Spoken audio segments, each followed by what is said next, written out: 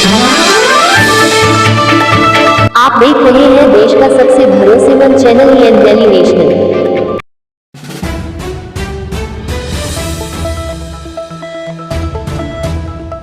नमस्कार, आदाब। आज फिर एक बार हम मौजूद हैं एक नई शख्सियत के साथ। आपका परिचय कुछ इस प्रकार है। आप Mahatma Gandhi post graduate college के प्रिंसिपल रह चुके हैं, एक्स प्रिंसिपल रह चुके हैं।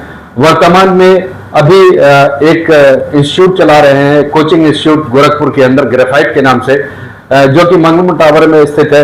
IIT JEE नेट की तैयारी कराते हैं, उन बच्चों को ये तैयारी कराते हैं। थोड़ा सा हम इनसे बातचीत करेंगे कि क्या कुछ आजकल रिटायरमेंट के बाद क्या कुछ चल रहा है, साथ में अभी कहां पर ये एंगेजमेंट है। सर, आपका बहुत बहुत स्वागत है हमारे चैनल में। आपको स्वागत। रिटायरमेंट के बाद कॉलेज से जब प्रिंसिपलशिप से आप रिटायर हुए तो फिर वो जिंदगी एक बड़ी होती है कि एक रूटीन होता है कि सवेरे 9 बजे कॉलेज जाना है, फिर 5 बजे तक वहां रहना है, आना है, और रिटायरमेंट के बाद एकाएक एकदम ब्लैंक हो जाता है। उसको किस तरह से आप मैनेज कर रहे हैं? आपके प्रश्न जो है वो मैं आपको बताना चाहूंगा कि मैं रिटायर नहीं हुआ हूं, अवकाश प्राप्त हुआ हूं। रिटायरमेंट शब्द अच्छा नहीं है, अवकाश।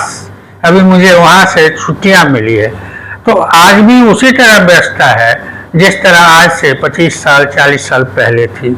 मैं 40 वर्षों से एजुकेशन के क्षेत्र में रहा हूं और बच्चों को शिक्षित करना और समाज को एक नई राह दिखाने की मेरा शुरू से प्रयास रहा है। वह आज भी चल रहा है। जब महात्मा गांधी PG कॉलेज में थे तब भी मैं बच्चे और शिक्षक सभी को सामंजस्य स्थापित करके समाज को एक नई दिशा देने की प्रयास किया।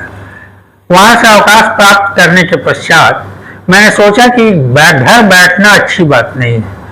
पुनः मैं एक शिक्षा की नई अलख जगाने का प्रयास किया और देखा मैंने कि पूर्वांचल में तमाम मेधावी छात्र हैं और छात्राएं हैं। इनको आवश्यकता है परिपक्व ज्ञान की, ताकि वह आगे चलकर भविष्य में हमारे देश के लिए एक विकास के मार्ग में अपनी अहम भूमिका अदा कर सके। इसी दृष्टिगत मैंने ग्रेफाइट इंस्टीट्यूट गोलघर मंगलम टावर में स्थापित किया, जहां पर जो इंटर के पास होने के पश्चात बच्चे क्या करें, एक हम मार्ग प्रशस्त करते हैं कि आपको इंटर के पश्चात बहुत से रास्ते हैं। उनमें से कुछ रास्ते डॉक्टर बनना है, कुछ इंजीनियर बनना है या प्रशासनिक अधिकारी बनना है।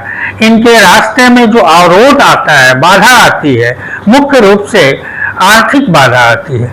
तो मैं न्यूनतम मूल्य पे बेहतर शिक्षा देने की प्रयास किया है और इसी प्रयास में हमेशा व्यस्त हूँ और आज भी सुबह से शाम तक मेरी व्यस्तता जारी है, ताकि देश का विकास हो, हमारे समाज का विकास हो, पूर्वांचल के मेधावी आर्थिक रूप से कमजोर छात्रों को हम नई दिशा और दशा दें, ताकि आने वाला कल उनका स्वर्णिम हो और देश की प्रगति में अपना अहम भूमिका अदा कर सके हमारे पूर्वांचल के छात्र। यही मेरी चाहत है। इसी कार्य में आजकल भी मैं व्यस्त हूँ।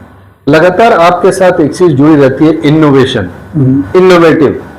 आपने चाहे महात्मा गांधी कॉलेज का प्रिंसिपलशिप का टाइम रहा हो या लेक्चरशिप का टाइम रहा हो या प्रोफेसरशिप का टाइम रहा हो, जो भी इनिशियल से लेकर करके आज तक, एक कहीं ना कहीं आपने अपने पठन पाठन में इनोवेटिव, एक नई इनोवेशन के साथ आप लेकर के आए। अब रिटायरमेंट के बाद ग्रेफाइट, जैसा आपने बताया कि नेट और JEE और IIT की तैयारी करा रहे हैं, 10+2 के बाद जो भी तैयारियां होती है प्रोफेशनल कोर्सेज उसको करा रहे हैं। तो ये ग्रेफाइट जो आपका इंस्टीट्यूट है, उसमें क्या इनोवेटिव आप लेकर के आए हैं जो कि इस शहर के अलग जो इंस्टीट्यूट्स हैं उसमें नहीं है?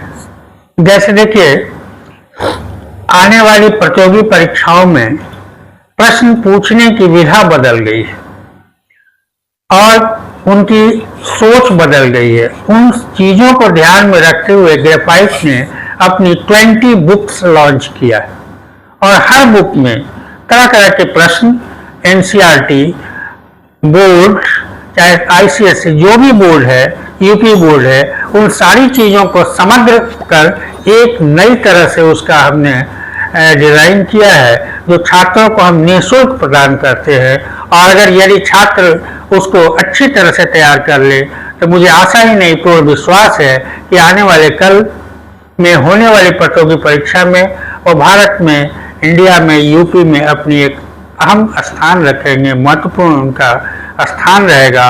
और आगे चलकर सरकारी विद्यालयों, विश्वविद्यालय या विद्यालय या इंजीनियरिंग मेडिकल कॉलेज में उनकी दाखिला सुनिश्चित होगा। इसके अतिरिक्त हम प्रयास यह करते हैं कि हफ्ते भर में जो पढ़ाया जाए उनका टेस्ट लिया जाए, वो टेस्ट में प्रॉब्लम जो बच्चे फील करते हैं उनको सॉर्ट आउट किया जाए। तो डाउट क्लियरिंग क्लासेस और face to face interaction is one of the unique technique of my institution. Face-to-face interaction is a must for the success. क्या ये पॉसिबल होता है कि एक क्लास के अंदर इतने छात्र छात्राएं हैं, उनको 1-to-1 टीचर से इंटरेक्शन हो सके? ये कुछ ऐसा कोई क्राइटेरिया आपने बनाया कि लिमिटेड छात्र छात्राएं एक क्लास के अंदर होंगे? आपको आपका प्रश्न जो है जेन्युइन है। हमने इसीलिए सुपर 30 बैच लॉन्च किया है। 30 से 31 बच्चों को एक बैच में एडमिशन नहीं लेंगे और पर 30 स्टूडेंट 1 टीचर्स फोकस करेंगे। तो इसलिए हर बच्चों के लिए टीचर्स अलॉट रहेंगे और उनसे उनका डायरेक्ट इंटरेक्शन होगा और उनकी समस्याओं का समाधान होगा। ऐसा नहीं है कि 50-100 बच्चों को एक बैच में पढ़ाया जा रहा है, जैसे बड़े बड़े शहरों में 200-200, 300-300 बच्चों को एक साथ पढ़ाया जाता है और माइक से पढ़ाते हैं, तो बच्चे और टीचर्स के बीच में इंटरेक्शन नहीं हो पाता है। तो वो इस पर्टिकुलर समस्या का समाधान मैंने प्रयास किया है कि not to earn money is the main motto of my institution, to provide a better education is the main motto of my education. पीछे ग्रेफाइट को अगर हमने बड़े उससे अगर ऑब्जर्व किया और हमने समझने की कोशिश की, कहीं गलत होंगे तो आप करेक्ट कीजिएगा। पीछे अभी आपने एक प्रोग्राम किया था टीचर्स के लिए, उनको ग्रेफाइट टीचर्स अवार्ड दिया था पीछे। अभी ये भी सुनने में आ रहा है, जो सूत्रों से हम लोग को खबर आ रही है कि आगे भी कोई इस तरह का आप कार्यक्रम करने जा रहे हैं, कुछ इस तरह का प्रोग्राम कराने जा रहे हैं इनोवेटिव। क्या प्रोग्राम है और कब है वो होने वाला है? देखिए, जैसे हमने टीचर्स अवार्ड किया था, ग्रेफाइट ग्लोरियस अवार्ड। देखिए, समाज सुदृढ़ तब होगा जब छात्र सुदृढ़ हो, छात्र विकसित हो, छात्र के ब्रेन डेवलप हो और उनके लिए शिक्षक की भूमिका अहम होती है। तो मैंने शहर के चुनिंदा तमाम शिक्षकों को आमंत्रित किया था और आने वाले कल को कैसे बेहतर बनाया जाए, हम अपनी विचार को उनसे साथ शेयर किया, ताकि हमारे पूर्वांचल के छात्र छात्राएं शिक्षकों के माध्यम से बेहतर कर सके।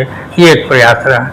जस्ट आने वाले कल में ये समाज में एक चेतना पैदा करने की दृष्टि से, जैसे हमने पत्रकारिता दिवस पर भी एक कार्यक्रम आयोजन करने को सोच रखा है, जिसमें वर्तमान परिवेश में पत्रकारिता की भूमिका और उनकी चुनौतियों पर तमाम विद्वज्जनों को आमंत्रित कर उन पर परिचर्चा कराने का एक प्रयास है।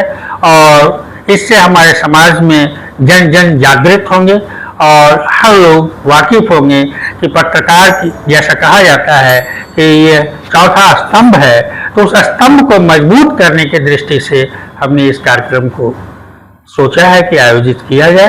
और आने वाले कल में आप देखेंगे इस पर अच्छी सेमिनार आयोजित होगा और समाज के लिए एक नई दिशा प्रदान की जाएगी।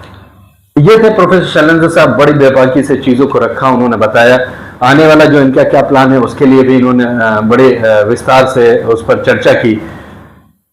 हमारे साथ बने रहिए, अगले एपिसोड में फिर किसी एक नई शख्सियत के साथ हम फिर हाजिर होंगे। तब तक के लिए आपका मेजबान मैं मोहम्मद यूसुफ, गोरखपुर से।